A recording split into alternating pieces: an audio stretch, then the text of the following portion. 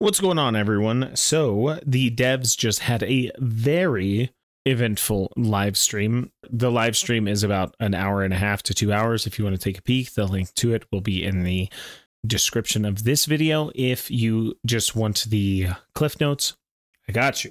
However, the majority of this will just be me talking. So first, the most anticipated changes upcoming.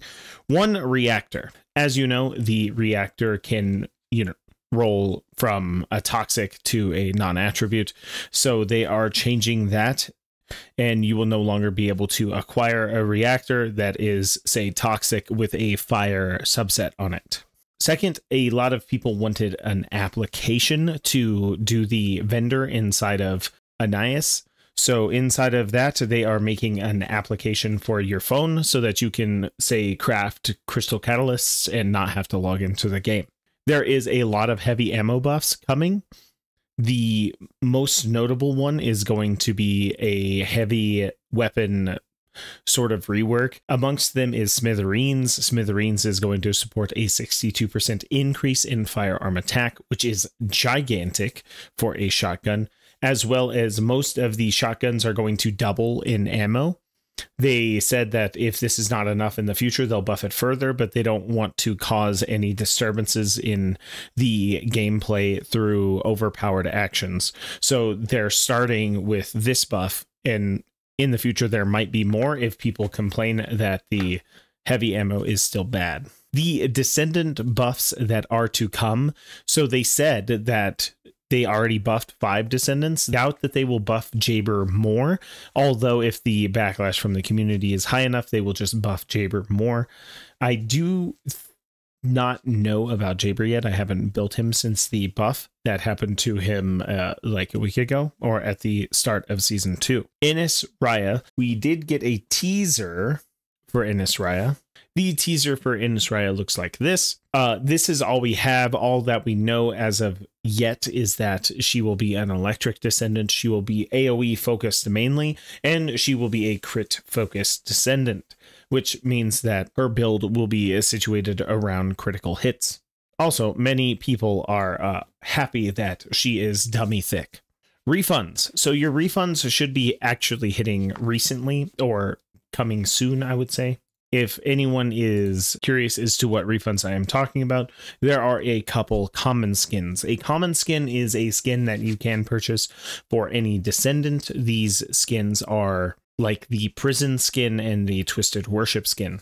This is not to get confused with the Academy set, because the Academy set was unique for each descendant. All of the common skins that I am aware of are only the Detention Center, which is the prison skin, the Twisted Worship with and without the tassels, and any future common skins that are coming out, such as the Dino skin. I do believe that's a common skin, and the Cold Weather Operation is a common skin, as it is labeled common use. These outfits, if you purchased them previously on Descendants, they are now going to come with a refund on the extra Descendants that you purchased them on. If I purchased a outfit on Luna, Haley, and Biessa, then I would get a refund for 2 of those.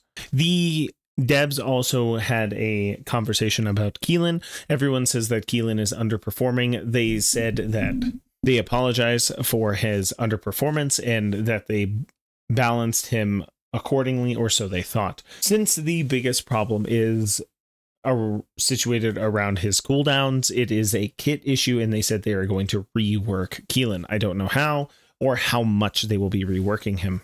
A new feature that they're going to add into the game is a 180-degree function. So if you are firing, you don't have to aim backwards. You can just press a button or do a thing, and you will go 180 degrees in the other direction. This is probably going to be R3 in my opinion, because R3 doesn't do anything right now. Or L3, one of them, depending on your controller layouts. The common to ultimate descendant transition is going to be limited time events coming in the future. How it's going to work is you are going to purchase an item that is going to transform the descendant that you have into an ultimate descendant. So say you previously built Sharon and you didn't farm ultimate Sharon like monochrome. With this item, you are just going to make the Sharon that you built an ultimate Sharon. A new feature that they're going to add is a cosmetic feature, and that is going to be hiding weapons. Currently, if you want a pretty descendant that is not encumbered with weapons, you just have to stare at it or go in and unequip the weapon itself, like so. There's going to be a new feature to just hide the weapons. The Void vessel coming in the future is not going to be predominantly multiplayer focused. It is intended in the future for you to test the capabilities of your descendant in a lot of different ways. So they're not going to make it only multiplayer. There is a format called Void Erosion Control. This is going to be the version of the in-game content for the game. This is coming in the update in January. This will be the in-game content that everyone is wanting. I tried to ask what the in-game content would look like. They just said it's going to be the most difficult thing in the first Ascendant, and it's geared towards a party of 4 having teamwork with good builds.